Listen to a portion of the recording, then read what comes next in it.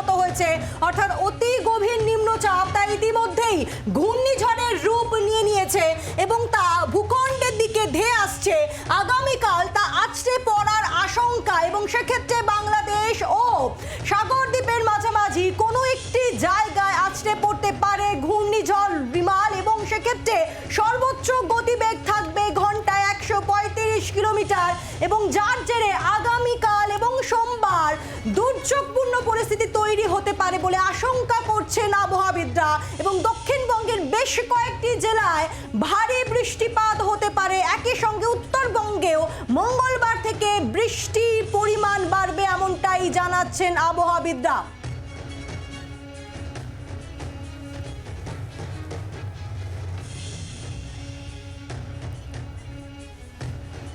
অতি গভীর নিম্নচাপ ইতিমধ্যেই ঘূর্ণিঝড়ে পরিণত হয়েছে।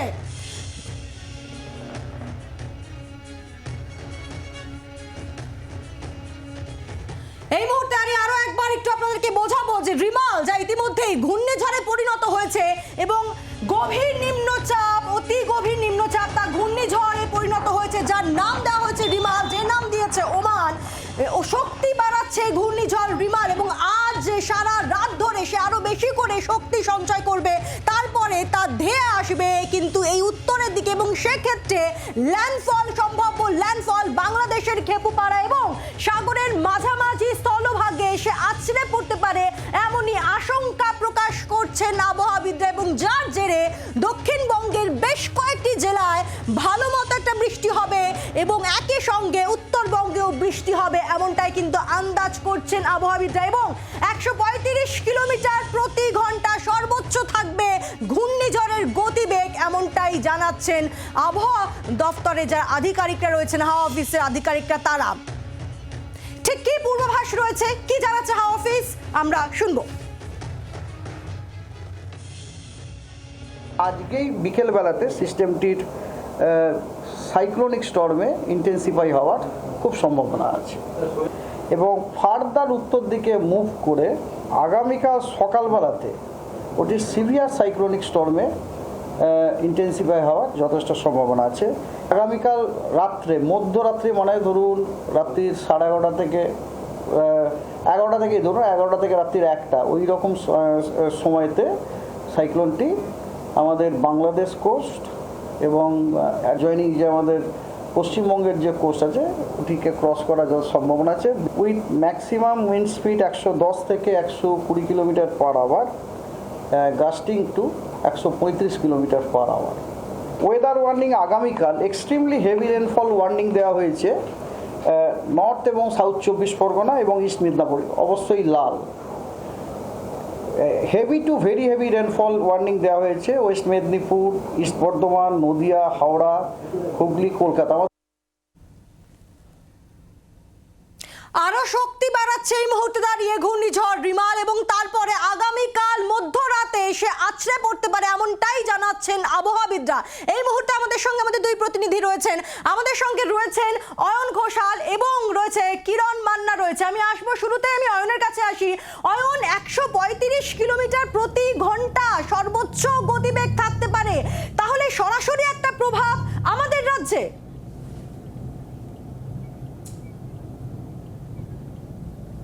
অবশ্যই তাই, এবং যেটা সর্বশেষ বুলেটিন ইস্যু করা হয়েছে আইএমডির পক্ষ থেকে, যেটা আলিপুর আবহাওয়া দপ্তর জানিয়েছে, সেটা হচ্ছে যে গত 6 ঘন্টায় এই ঘূর্ণিঝড় রিমাল সে ঘন্টায় 12 কিলোমিটার প্রতি ঘন্টা গতিবেগে এগোচ্ছে স্থলভাগের দিকে।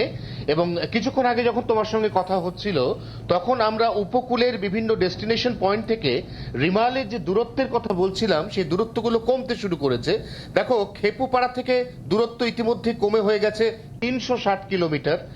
পশ্চিমবঙ্গের দুটি উপকূল অর্থাৎ সাগর দ্বীপ, সেখান থেকে দূরত্ব কমে এই মুহূর্তে দাঁড়িয়েছে 3।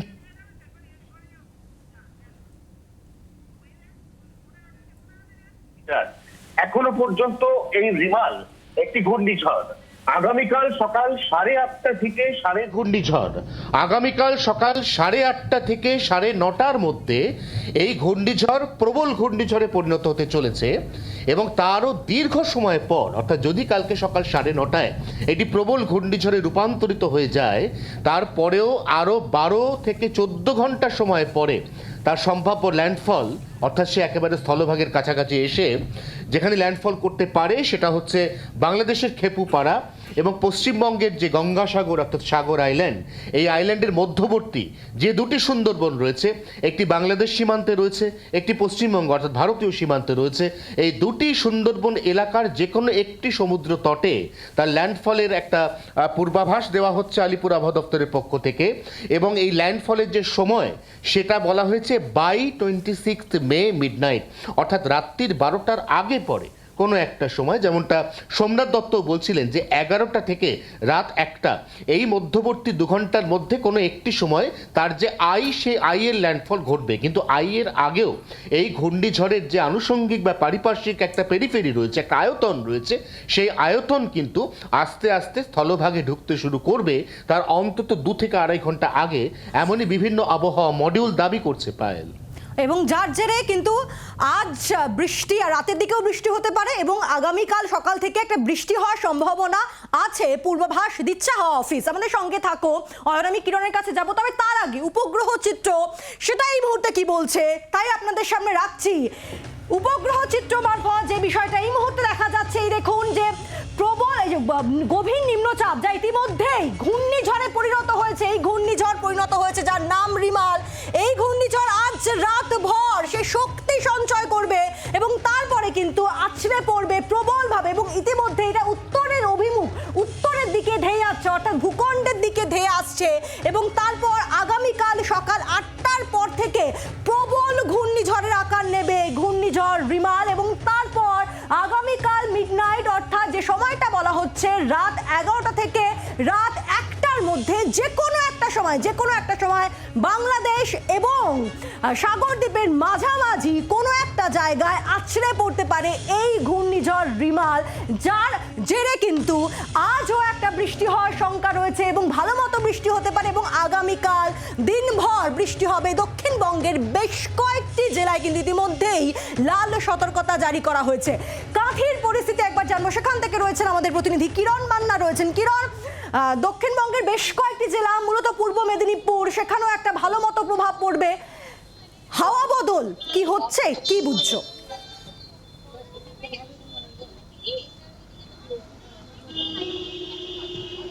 দেখো, ঘূর্ণিঝড় রিমাল যে ধেয়ে আসছে সেটা কিন্তু সমুদ্র জানান দিচ্ছে, কারণ সকাল থেকে স্বাভাবিক সমুদ্র যেটা দেখা যায় সেই সমুদ্র কিন্তু স্বাভাবিক এখন নেই।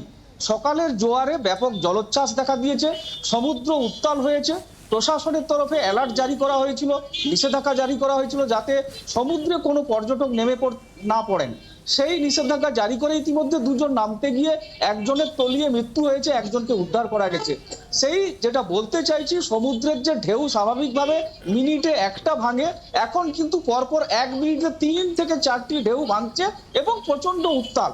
পাশাপাশি প্রশাসনের তরফে শুধু দীঘা নয়, মন্দারমণি নয়, দীঘা থেকে হলদিয়া 72 কিলোমিটার যে সমুদ্র বাঁধ রয়েছে, যেখানে নিচু বাঁধ, সেই সব বাঁধগুলো কেমন অবস্থায় আছে।